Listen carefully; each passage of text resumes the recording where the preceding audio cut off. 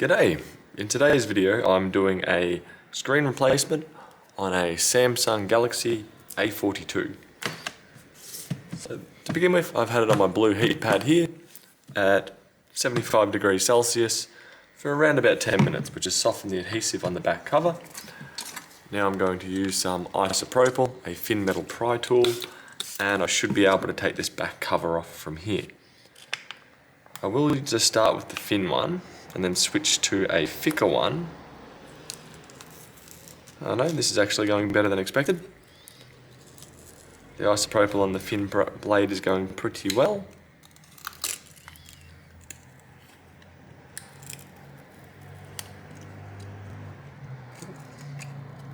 A little bit more adhesive there, there we go. Now this is actually just pulling off.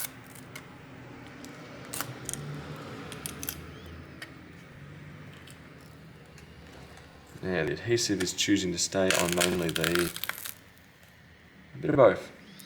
As you can see on this side, the adhesive stayed with the back cover, but on this side it stayed on the body of the phone.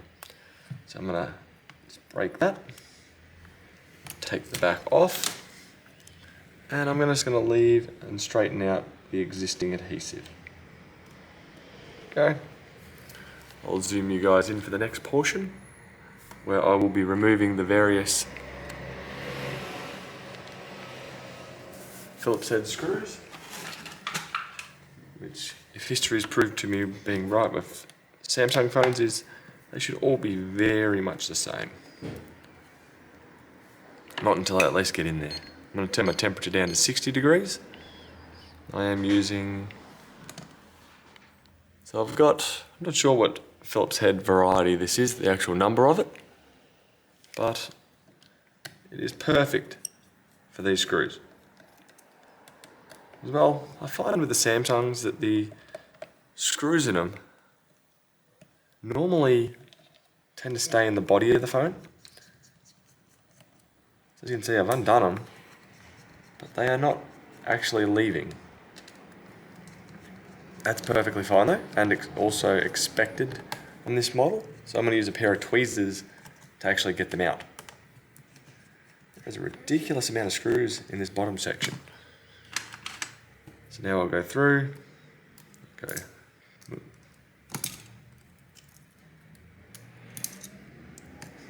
barely getting them out.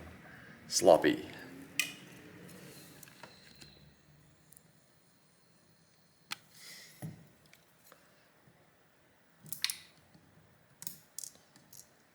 I've got an idea what I'm going to do here. From all off to the side.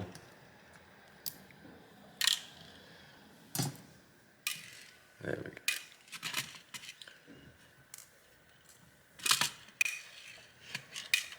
And then, weirdly, there seems to be nothing along this side. So we go up the top here. And let's take these ones out. Another thing that you will need to remove as well, which I'll do so in just a short little while, is remove the SIM tray. So you will need to also have your SIM eject tool. Granted, if you don't, you can get around it. Typically you can. That's one very stubborn screw there. There we go.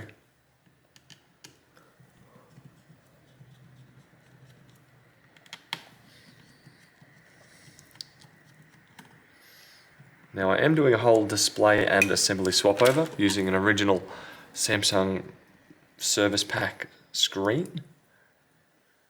So there would be other variants of this repair that sell it as display only. Typically on the Samsungs I don't recommend that. Most brands I don't really recommend it. If you can get it with the assembly, you might pay a little bit more, but it's going to save you a lot of frustration in the long run. So definitely worthwhile doing.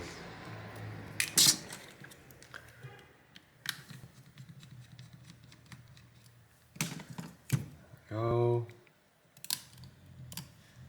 There we go.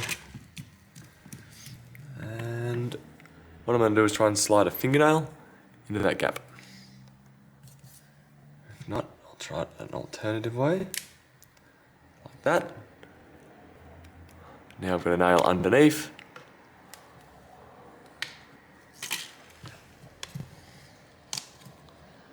Now you may have noted I hadn't actually removed the SIM tray yet. That's it right there. Push out and just keep going. And there we go, we've separated the back trim from the phone. Now proceed onwards. I'm going to turn the heat back up over here. Now, looking at the board here, I can see we have one screw here, nothing else around here. We do have to undo the two antenna cables, and the daughter board down here also looks to have no screws in it, which would explain why the back cover here had so many on it.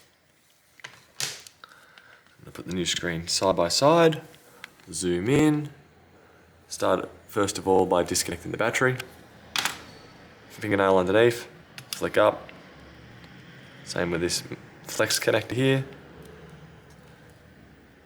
and the same down here.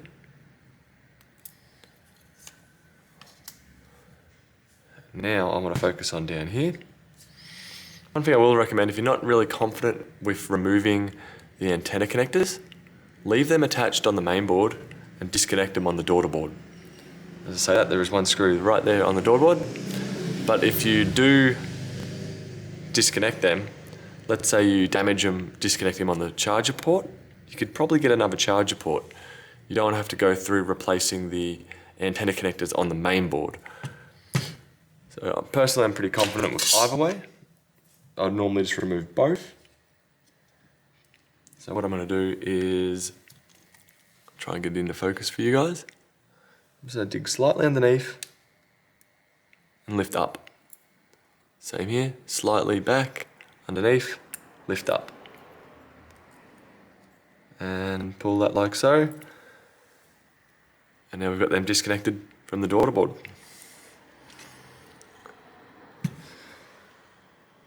Next up from here, I'm going to leave, I'll disconnect that as well. Just nail underneath, lift up, onto one Phillips head screw, undo, put it aside. We should just be able to lift this up, like so. Now we can move that to the new board, just drop it into position. Put the Phillips head screw back in,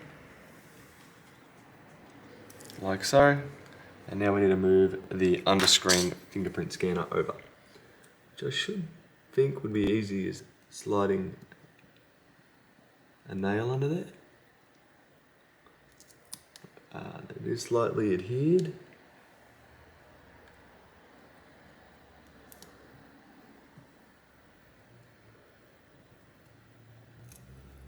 Go. So you do have to lose a little bit of force, a little bit of heat, as inside of there, that black bit is adhesive. So do be cautious.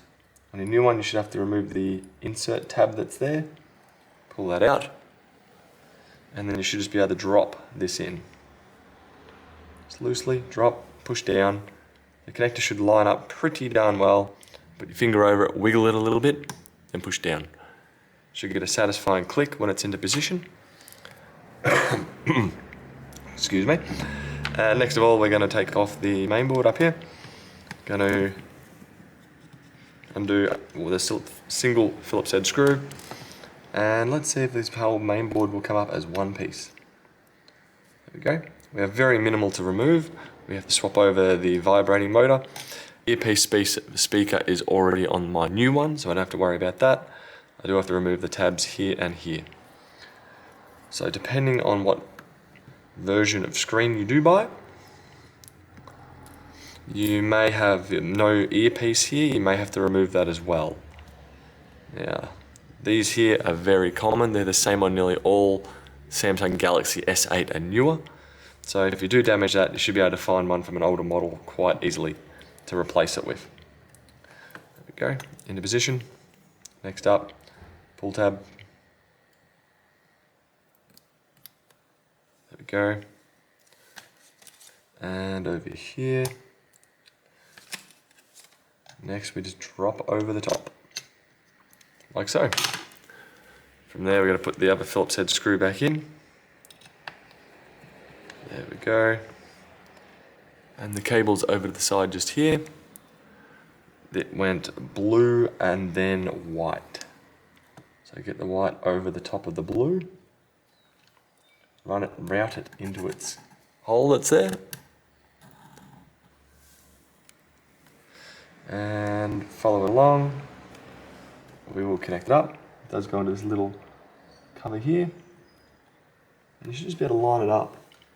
You may need to use a pair of tweezers to apply the precise amount of force. That's not quite lining up for me. Sorry, this will be difficult to see. And clicked into position. Now I'm going to reroute this white cable over the top of the blue cable. Follow it down. And then the same thing again. Line it up. Push down. Click into position. You might have to go over the cord a couple of times just to get the extra slack out of it. There we go, I'm happy with that now. And as you can see, I have very little left to move. I'm going to take the new screen off here. So now to get this battery out, personally I end up spraying some isopropyl on it, along here. Into that gap. Then usually from there it does cooperate and seems to have lifted out for me.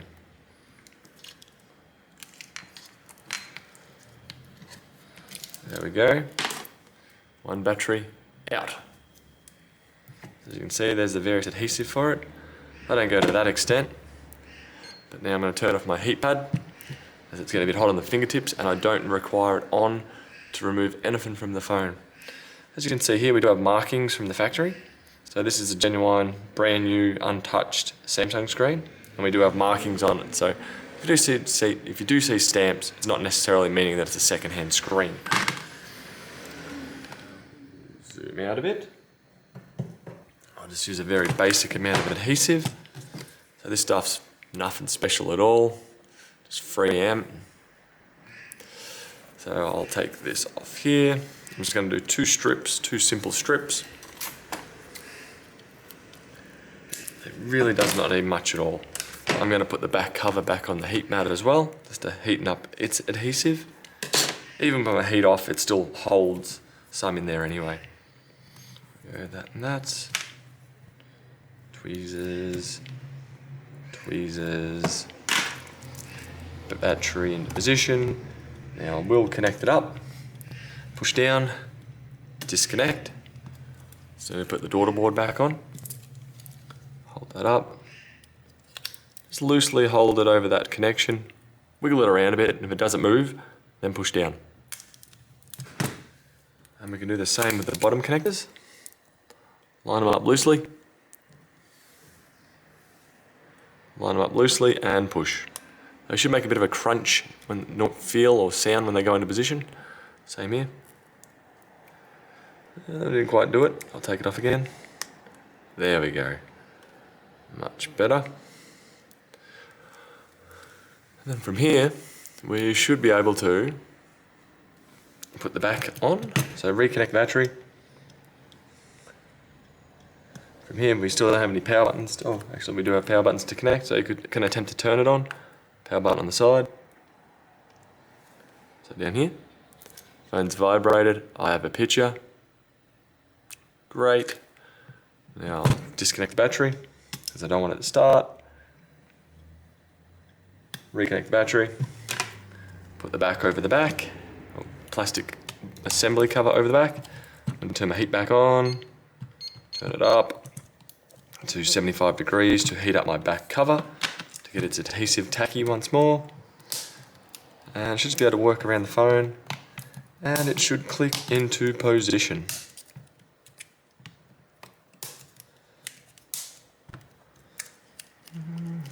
There we go. And now it's a matter of putting all these Phillips head screws back into their positions. Which, being that they're all identical in size, their positions don't really matter. It's just a matter of putting in every single one. Do make sure you've used your 2 black Phillips head screws, one for the main board, one for the charging daughter board. Otherwise you should be pretty right just to put every other screw back into their positions. Now personally I haven't had any experience with the Samsung Galaxy A42s. Not sure if they're really that warranted, being there wasn't previously a 4000 series or 40 series of the A phones, at least in my region. We had the A20, A10, A11, A30, A20, A50, A70, A51. That's about all I've really seen so far. Surely there's one version of all those anyway. But a bit of an oversaturation I find. They're taking the Xiaomi approach of just spraying phones out the door. So, yeah, it seems to be what they're doing right now. Even though I'm not a fan of the A series myself, I wouldn't use one myself unless they had a very decent Poco competitor. Something like the S20 Fan Edition 5G, but that's beyond my budget. There's one screw here, doesn't want to screw back in. Undo it. Being very stubborn. I'll keep going. There we go. And final screw that I am missing. Where do we go? Up here to the camera. There we go. And we do have slight damage here. We can see the discoloration. So that's due to that knock that's already here, which may explain why this cover came off relatively easily compared to what I was expecting, or just a weaker seal on it. I was going around the phone, applying pressure, pinching it. Now from here, should be right to put the SIM card back in, and we should have a perfectly fine and usable Samsung Galaxy A42. Hope this video has helped you guys, and I'll see you in another one. Bye.